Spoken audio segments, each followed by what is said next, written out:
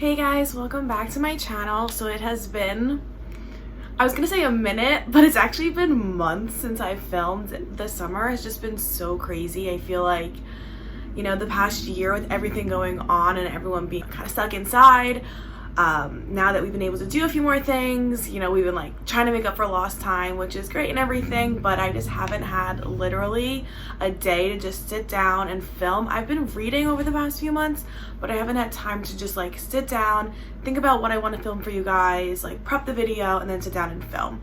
But this weekend I was free, I had no plans, so I was like, you know what, I need to film, I need to get back into doing this because I love it, I miss it, and I love giving book recommendations for you guys. So I guess for those who don't know me or if you're new here, I'm Kelsey. I like reading, so I make videos about books that I like, and I thought that it was appropriate for my kind of like first video back in a while to do another, I guess, like episode of underrated books that deserve more hype. So like months ago, like 6+ months ago, I did a video on my channel that is called Underrated Books That Deserve More Hype, and it's doing pretty well. It's actually my most watched video, so I thought maybe people like it and it's interesting, and so I wanted to do episode 2 for you guys, and I want to talk about books that I actually just read. It's a series I just read and I'm really loving it. And as I was reading it, I'm like, why are more people not talking about this book? It's actually really good. So I thought, perfect, you know, this video is doing well for whatever reason. I'm liking this book that is underrated for whatever reason. Let's film a video where I talk about it. So without further ado, I'm going to jump right in. Before I do, please like this video, please subscribe if you are not already. But yeah, let's jump right in. Okay, so the series that I want to talk about in today's video is the Fae Guardians Series by, I'm gonna butcher her name, I'm so sorry. I think it's pronounced Lana Pecherczyk. I'm so sorry. I will put the book up here. I will put the author's name down here so you can easily find her if you want to search, but it is called the Fae Guardians Series, and it starts off with the first book called The Longing of the Lone Wolves. So this series takes place in a fantasy world called Elfin. I think I'm pronouncing that right. Again, I apologize if I mispronounce anything, but basically it is like this made-up fantasy world that is supposed to be about 2,000 years in the future. Basically, there is a like nuclear apocalypse that happens in our time because I guess people suck, and basically most of the humans die, the earth is like destroyed, and 2,000 years later, you know, it's kind of fixed itself and it's growing again and it's flourishing again. However, in this like rebirth of the world, there's like these magical abilities, and there's this thing called the well, which is like the source of the power, and the creatures being born in this new world have magical abilities. And I say creatures because they are, I guess, like combinations of like human and animal. So that sounds kind of weird to like say it. It's not that like a human and animal like had a baby. That's weird. But it's like the way the earth was kind of reformed, and the creatures that I guess were like made, I don't know, in this post-apocalyptic time are like part human, part animal. So they're like the Fae. That's what they're called in this book. So we have like Fae, like wolves, like a wolf, like I guess like wolf shifting Fae. Then we have vampires, elves, fairies, and kind of like all the different mythical creatures that you can think of like have a part in this book or in this series. And also within this world we have what's called the Order, and it is basically like Fae Guardians, and their duty is to protect the well or protect the magical source. Their duty is to protect the source of the power that the Fae have, that the remaining and surviving humans are, I guess, kind of trying to take. The humans don't have access to those powers, but the Fae do, and the Fae needs to protect the powers and the humans want the Fae to have it. So there's kind of this, I guess, like Cold War going on between the humans and the Fae. Right, so there's this group of Fae Guardians, and within this group it's, you know, there's wolves, there's vampires, there's like different types of shifters. It's kind of spans all different creatures. It's not just vampires, it's not just wolves, it's, you know, all type Fae, if you will.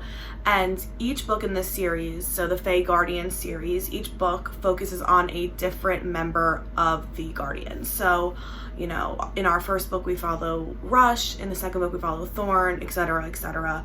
And I believe there's going to be 12 books because there are 12 Guardians, so that would kind of make sense. However, this series is broken up into smaller trilogies, so there's 3 wolf guardians, or 3 wolf shifting Fae guardians. So the first trilogy focuses on the 3 wolves. Second trilogy focuses on the 3 vampires, and so on and so forth. So while it's all one kind of larger series that takes place in the same world and has the same underlying story, there's like kind of individual like sub-series, if you will. So I just finished the first 3, so the, I guess, wolf trilogy of this series, and honestly, I thought it was really good. Going in, I didn't really know what to expect.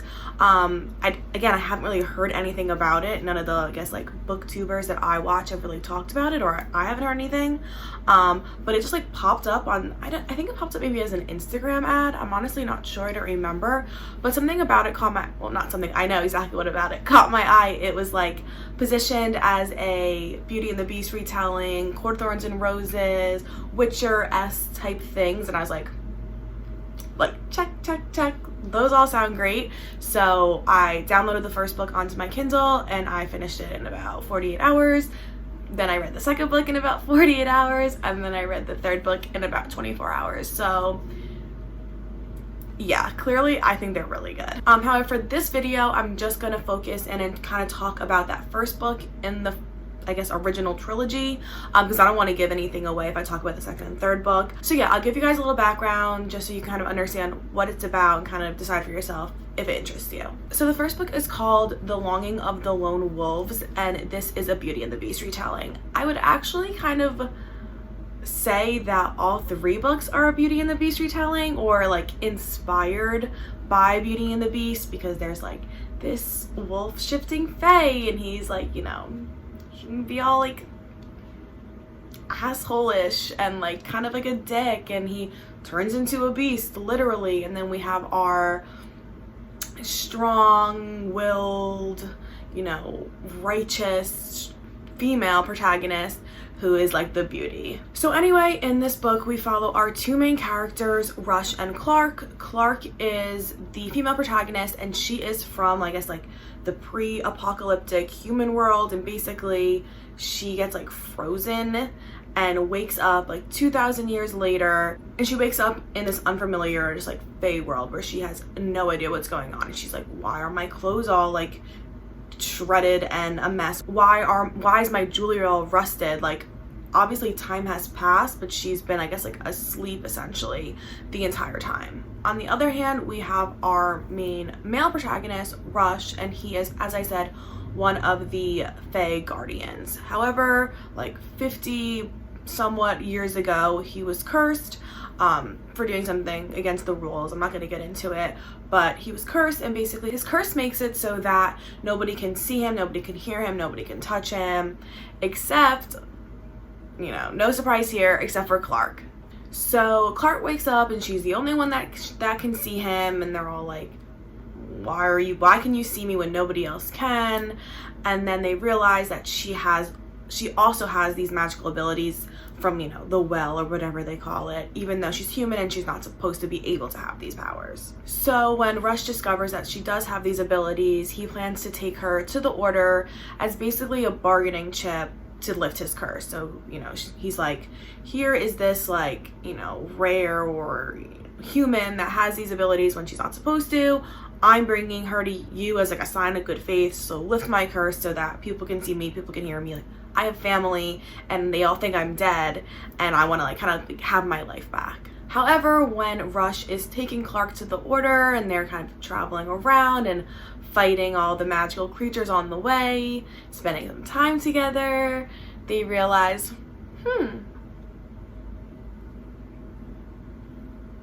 maybe there is something in between them. Maybe they judged each other too quickly. Maybe they feeling each other a little bit. Anyway, I'm not gonna go any more into it because I don't want to give anything away, but I just really want to talk about this series in today's video. I thought it was really good. I mean, obviously I read it, all 3 books, in like less than a week. What I liked about this book and what I didn't like, I guess you could say, is how fast-paced it was. So I really liked how it was fast-paced. You know, you jump right in, it just go the whole time. I liked that, but I also felt that there were times where she could have built it out a little bit, you know, built the tension between the characters a little bit more, built the world up a little more. I think she's doing a good job of, you know, with every book, making the world a little bit more intricate and like building out a deeper story.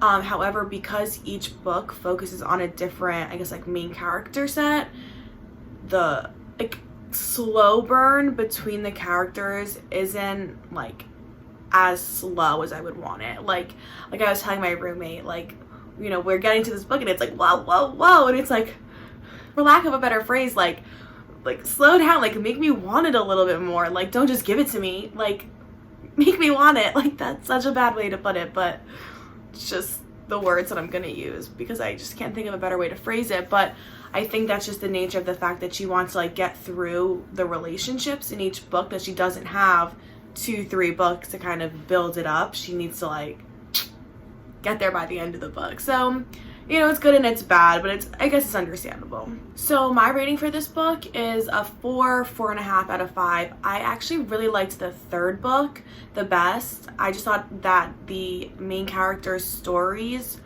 were the most interesting, I guess. I don't know. I don't want to say anything because I don't want to give it away, because if I talk about the third book, it does kind of ruin the first and second book a little bit, or, you know, it'll give away things that you don't want me to give away.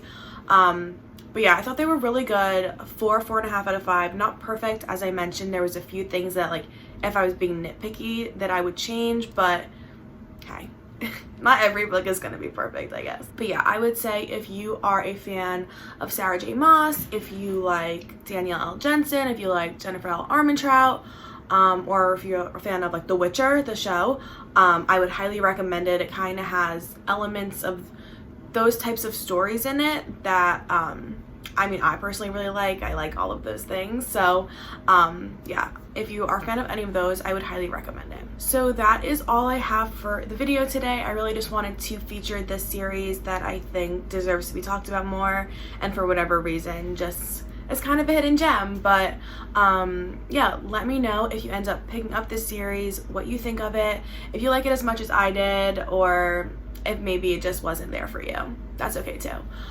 So yeah, I hope you have a great night wherever you are. Please like this video, please subscribe if you aren't already, because it really supports my channel.